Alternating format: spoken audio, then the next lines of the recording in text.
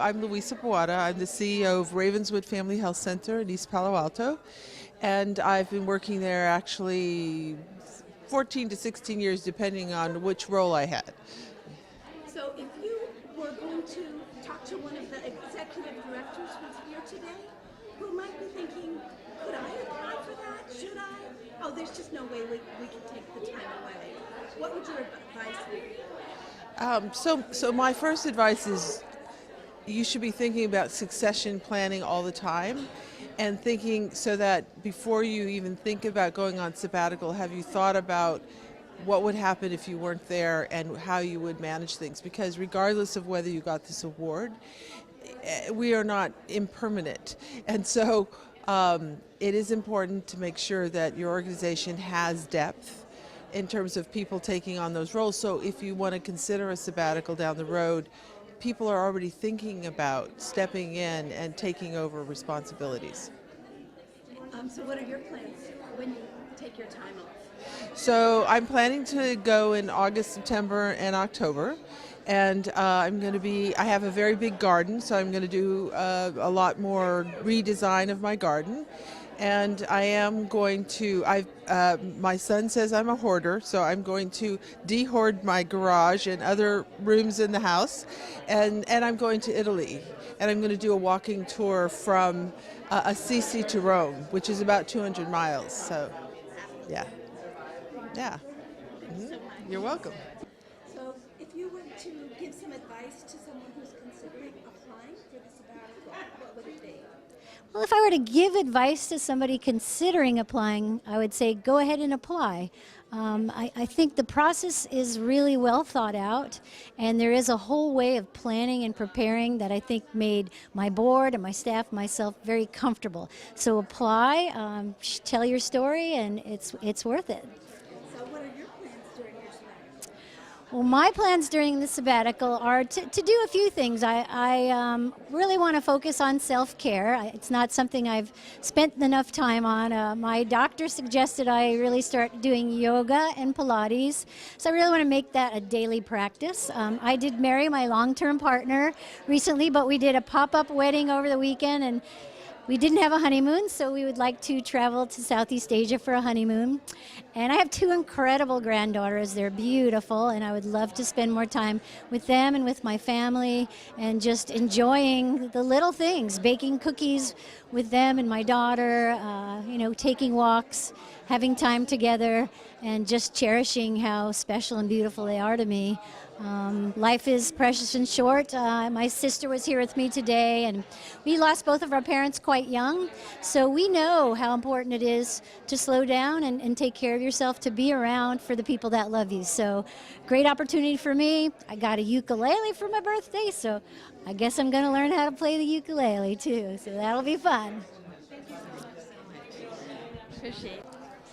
If you were going to give some recommendations, advice to someone considering applying for the Sabbatical Award, what would it be? How should they prepare? What should they consider? I've learned that this award is partly about the individual, but it's mostly about the organization that the individual has been leading. And I would suggest that people that are looking into a sabbatical award really talk with their staff and their board first, and talk about whether or not they're really ready to experience that organization without that one leader. There's so many leaders in an organization that need to be grown, and the group has to be ready for it, otherwise you might squash them by trying to take a sabbatical. What are your plans during your sabbatical? I get the great opportunity to go to Europe, where my son is studying at the Large Hadron Collider. He's a PhD candidate and doing an experiment there, and I'm taking my brilliant daughter, who's graduating from Davis in theoretical math. We're going to go together to Europe and travel about. I'm also an Irish musician, Celtic musician, so I'm going to go to Ireland and play a bunch of music. What are your instruments? I play the piano, the silver classical flute, the black flute, the whistle, and the harp, and I sing. Wow, sounds fabulous. It's a lot of fun. It keeps me sane. Music and dance keep me able to continue striding forward on the path of service and justice. So what brought you originally into the nonprofit sector? I was raised to live a life of service by the people I come from. We've been in this country for hundreds of years as Quakers, and we've spent all of my family for hundreds of years have been living lives of service, and so I was really raised to be this way. Appreciate it. Have a fabulous summer. Yeah, thank you so much.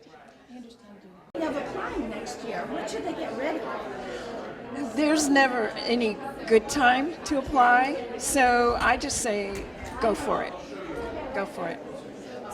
And so what's your name and your organization? I'm Paula Wilson. I'm President and CEO of Valley Community Healthcare. And how many years have you been working at the clinic? I'm afraid to admit, but I've been working with Valley Community Healthcare 23 years.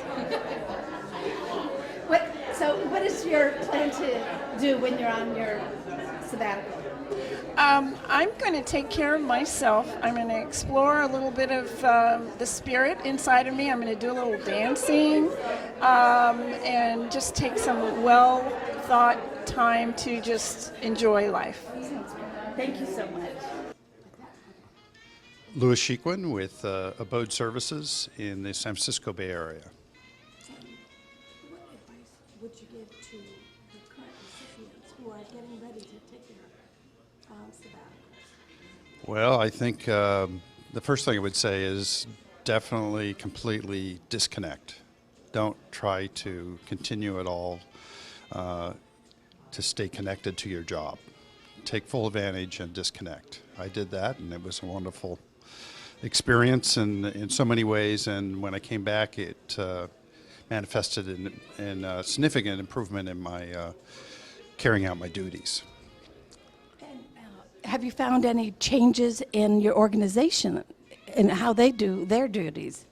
Well, after I returned from my sabbatical, and I can't claim full credit for this, but my organization grew from a $4 million organization to a $36 million annual budget. And I think it has a lot to do with the fact that I came back rested, relaxed, ready to engage in relationship building that I didn't quite frankly have the time to do beforehand because I was so busy doing things as opposed to spending time listening and paying attention to building the sort of relationships that I needed to build to do my work.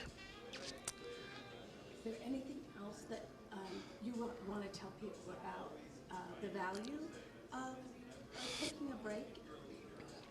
Well, I think the Cal Wellness Sabbatical Leadership Award in particular very much honors the need to rest and relax. And when I started the process of applying, thinking I needed to do something. And the award directed me in a different way. So my advice is stick with the objective of the Sabbatical Award and rest, relax, refresh yourself for your work when you come back.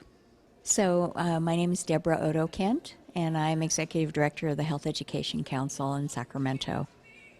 So when you took your sabbatical, what did you find when you came back? Do you think it made a change? How do you? Yes. I learned a lot about myself, and I learned a lot about my organization, and I learned that my organization was very resilient and adaptable and could do very well without me. And that was really gratifying, for as hard as it was to sort of think about leaving for a period of time. I came back with a really deep sense of pride with, the folks that were there, with my board, with the staff. And personally, I learned how important it is to take a step back and how hard it was to do in the beginning of that process. It's a bit of letting go when you have, such intensity and passion and commitment to the work. It could become kind of all-consuming. So for me, it was a time of forcing myself to implement a little bit more balance. Do you have any advice for the current cohort of honorees that you would give? Enjoy every minute of it, because what we know, time goes so fast.